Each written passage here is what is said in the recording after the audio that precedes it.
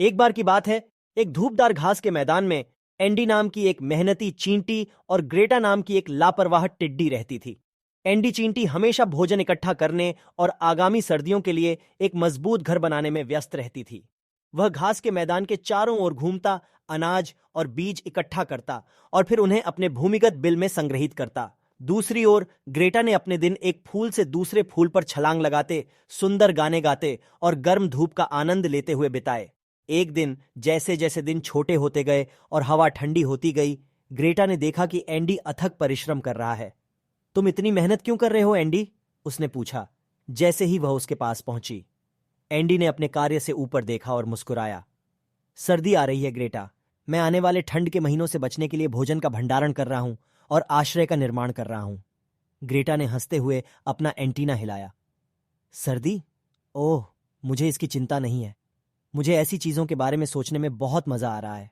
जैसे जैसे सप्ताह बीतते गए और पत्तियां हरी से सुनहरी हो गईं, एंडी की बिल भोजन से भरपूर हो गई और सर्दियों के दौरान उसे गर्म रखने के लिए उसके पास एक आरामदायक घर था।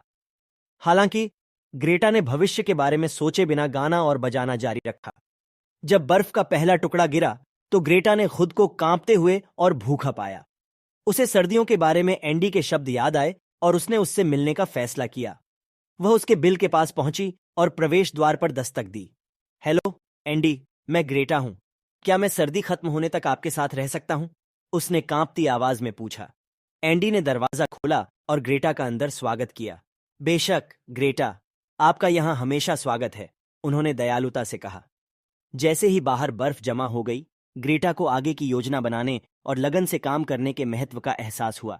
एंडी ने उसके साथ अपना भोजन साझा किया और उसे संसाधनों का संरक्षण करना सिखाया।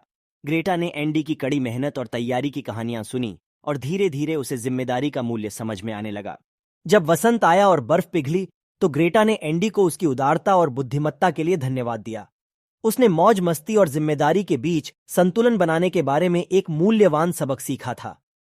उस दिन से ग्रेटा ने गायन, वादन और अगली सर्दियों के लिए भोजन का भंडारण करने में भी समय बिताया और इस प्रकार चींटी और टिड्डा अच्छे दोस्त बन गए। प्रत्येक एक दूसरे की ताकत से सीख रहे थे। उन्होंने एक साथ बदलते मौसम का आनंद लिया, यह जानते हुए कि तैयार रहना और जीवन की साधारण खुशियों का आनंद लेना साथ साथ चल सकता है। समाप्त।